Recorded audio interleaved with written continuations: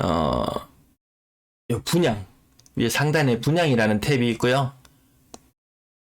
분양 정보로 가보시면 제가 화면을 조금 더 키워드릴게요. 부동산 114라는 사이트입니다. 네, 부동산 114라는 사이트에서 분양 정보. 여기 반드시 여기 서울특별시 이 부분 되는데 고르신 다음에 다시 서울특별시를 누르시고 대구광역시 전체 이런 순서로 들어가 보시면은 이 아파트 분양이 얼마나 많이 예정되어 있는지 보시면 좀 충격을 받을 정도로 많습니다.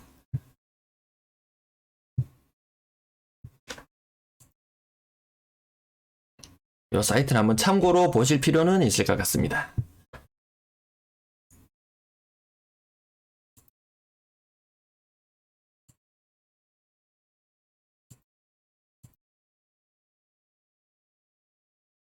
범어자이 요게 2022년 7월 399가구, 그 다음 CG 삼정 그린코어 포레스트 667가구 22년이에요. 그리고 엘크로 가우디움 만촌 41가구 등등 해서 이 숫자가 상상도 못할 정도로 많더라고요. 댓글 잠깐 살펴보고 요 사이트 조금 더 알려드릴게요.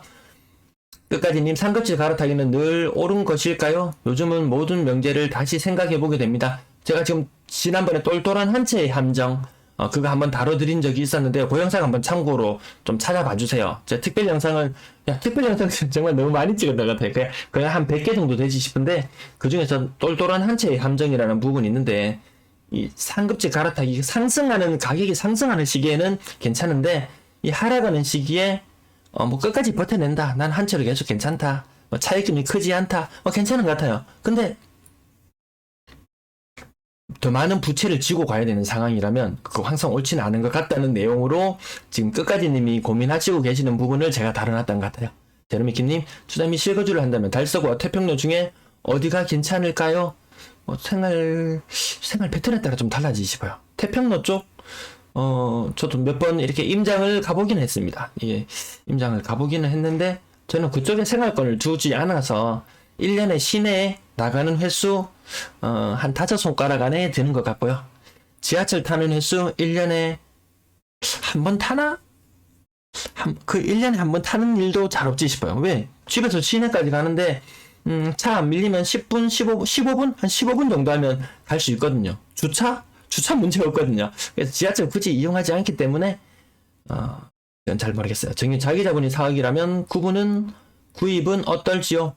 똑같은 4억을 가지고 있는데요. 누구는 저 대구의 외곽 지역에 사게 되고, 누구는 대구의 시내 지역에 사게 되고, 어떤 매물을 내가 만나게 되느냐, 그 선택에 달려 있겠죠. 유빈기어미님, 지금은 전세가 맞지요?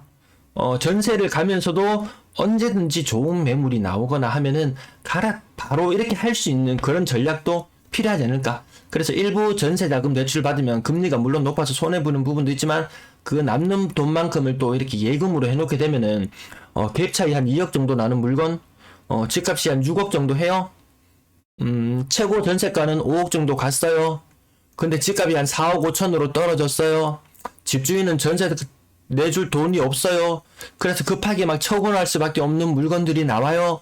이런 물건들 급하게 잡으려면 좀 일정 부분의 현금을 들고 있는 것이 또 이렇게 정말 괜찮은 물건을 살 수 있는 그게 되지 않을까. 네, 정신님, 그리고 지난번에도 샀다고 말씀을 계속 남겨주셨는데요. 막 그때 어디 쪽이었죠? 저기 북구 팔달겨 넘어가는 쪽이었던가요? 네, 그렇게 히읗 들어가는 아파트 맞죠? 팔달겨 넘어가서 그쪽 동네 아파트 이름 잘 한신더휴부터 해가지고 히읗 들어가는 아파트가 그 동네 좀 괜찮은 아파트.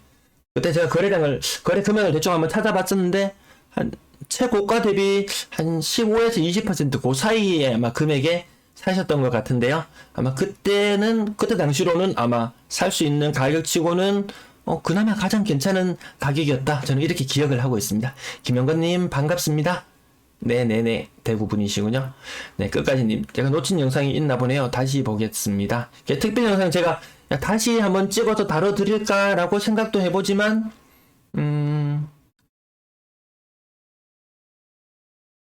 했던 말 너무 많이 하는 것도 저도 좀 지치기도 하고 듣는 사람들은 더 지칠 것 같고요.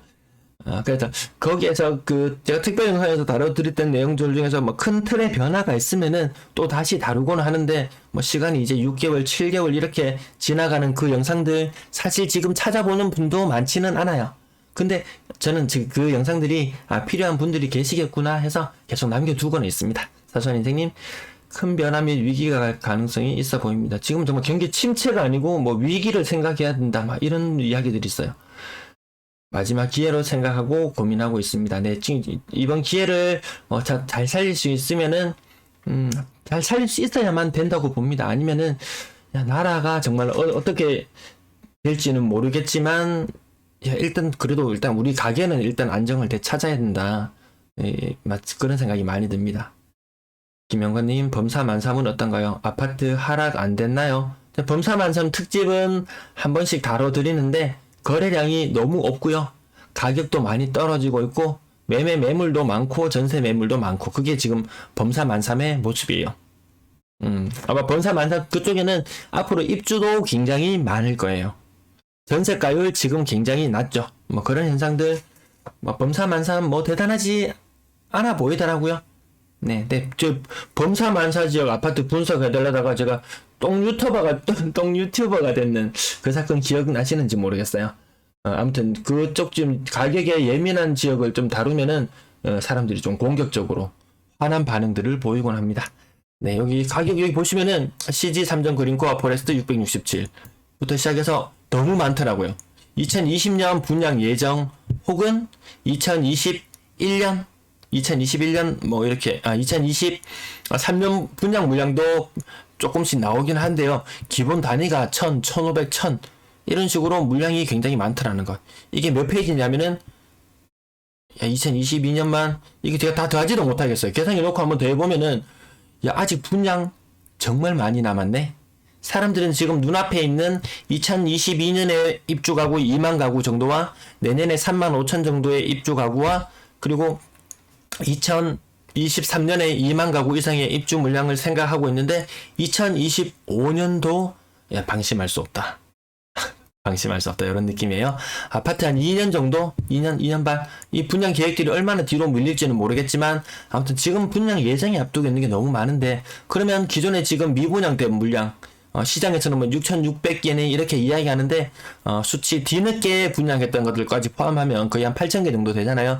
걔들이 어느 정도 소진된다는 느낌이 들면은 얘네들이 미친 듯이 아마 분양을 시작할 것 같습니다. 장난 아닙니다. 여기 부동산 114 사이트, 요거 아까 말씀드렸는데요. 여기 가셔서 미리 한번 살펴보세요. 정말 어느 지역에 나중에 분양하면은 내가 저 지역을 한번 들어가 볼까? 이렇게 뭐 계획도 세우실 수 있을 것이고, 분양 가구 수가 얼마나 많은지 이런 부분도 생각할 수 있을 거예요.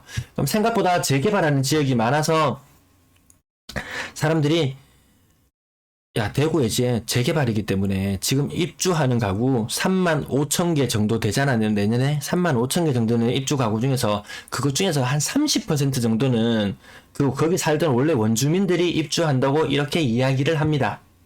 원주민들이 입주한다고 이야기를 해요. 근데 사실 그렇지 않아요. 분양 물량과 전체 가구 수 대비 계산해 보면은요, 한 10% 정도 돼요. 10%가 채 안 될 정도로 전체 입주하는 가구, 만약에 제가 다시 돌아올게요.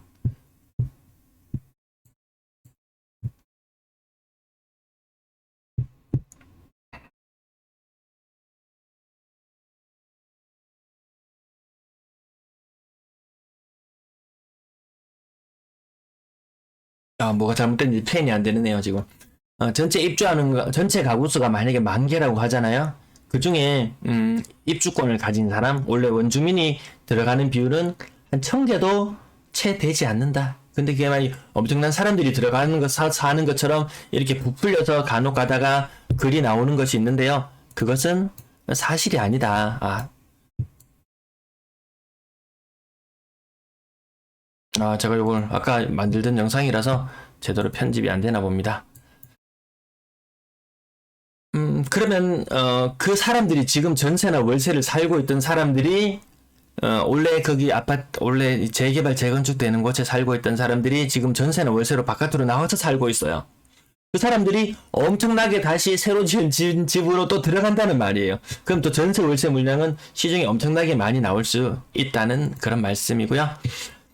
아까 부동산 124에서 제가 그 부분도 말씀드리려고 했는데 그 부분을 찾아서 말씀드릴게요.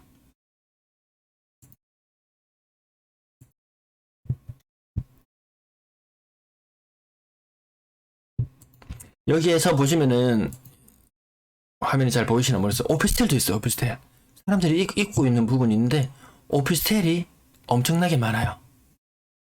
오피스텔이 엄청나게 많아요. 입주 시기부터 보시면은 당장에 이 개수, 가구 수가 뭐 50개 아파트에 끼어 있는 데도 있어요. 아파트에 끼어 있는 데도 있고 그리고 막 수백, 2, 300 가구씩 막 1, 200 가구씩 숫자가 몇 개 안 되나 싶은 이런 착각을 가지기도 하는데 생각보다 굉장히 많은 오피스텔 입주 물량도 있다. 이게 연간 한 3,000개씩 정도 될 거예요, 아마. 그 정도로 많습니다. 그 다음에 대구는 도시형 생활주택 이런 데에 휘둘리지 않았어요. 상가도 굉장히 많다. 상가는 굉장히 많다. 특히 아파트 신축하는 아파트의 구분 상가들 이런 거 있죠. 너무 많아요. 너무 많아요. 그래서 이 분양가가 특히나 또 엄청나게 세기 때문에 저거 진짜 분양 받아가지고는 절대로 그 수익률이 나올 수가 없다. 이런 생각 드는데요.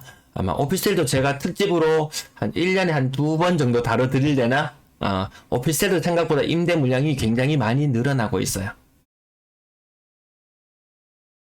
매매 물건도 아마 더 많이 늘어나고 있는 추세인 것 같습니다. 단순히 아파트만 보기에는 또 좀 부족한 부분이다. 그 외에 뭐 다세대, 뭐 빌라라는 건지 이런 부분들도 더 한 번씩 간혹 살펴드리도록 하겠습니다. 사소한 인생님 23년 수성구 7,000세대 이상 입주 예정이 굉장히 수성구 지역이 정말 굉장했습니다. 특히 또 범사 만삼 저쪽 지역들도 또 굉장히 많이 입주를 앞두고 있는 것 같더라고요. 여러분들 더 필요한 정보나 이런 것들 이 아실 사이트 여러분 많이 오늘 여기까지 정리할게요. 목이 아파서 벌써 1시간이 넘어갔는데요. 아무튼 오늘 그 2가지 큰 주제로 다뤄봤습니다. 첫 번째는 우리가 언론에서 접하는 뉴스들 진짜가 아닌 게 많다. 진짜가 아닌 게 많다.